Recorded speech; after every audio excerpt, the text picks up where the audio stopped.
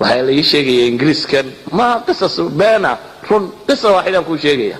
waxaa la ii sheegay inuu nin gurigii ka tegey islaantii buu yimi waxay u yaro hanjabto waxay tiri dad mar dambe aad baalka noqoto soo hoyan maysi isagoo hanjabaadii qaba bay tiri waa kan leedku baqtiye ingiriiska bahlada yar la soo iibsaday ordo reerka u soo iibiyaan korontada yareed ee dabka la gelinay meeshii qaadku muu yara maruno in yar ka gaarsiin buu jiri wuu fadhiistay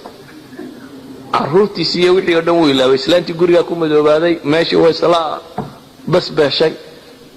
islaantii waxay garatay inuu dadkii marqaan tagay aanu soo soconin oo iska baxday nalkeedii way soo iibsatay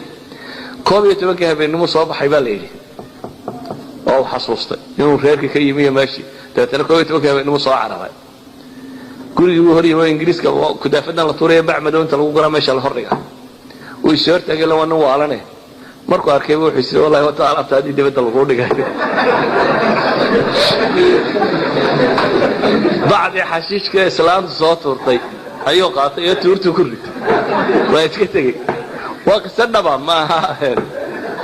تورتو كله وصع عليه قريه هو يدي بتجي كبر كفري ما يلبقوا عباستي واحد أيوة هذاك يسكسي حي ما يلبقوا قريه إن يرمرك قريه اللي تشوفه بإسلامتي قريه لا هاي وياك والقريه وحن كوريا وقري حفايض الله وحدايا كبرك اللي قالي قري وحن كوريا اخيرا اسلامتي با ماشي فرتي بعد ما دوال كرفتي بعد ما حفايدي عرفتها وجرا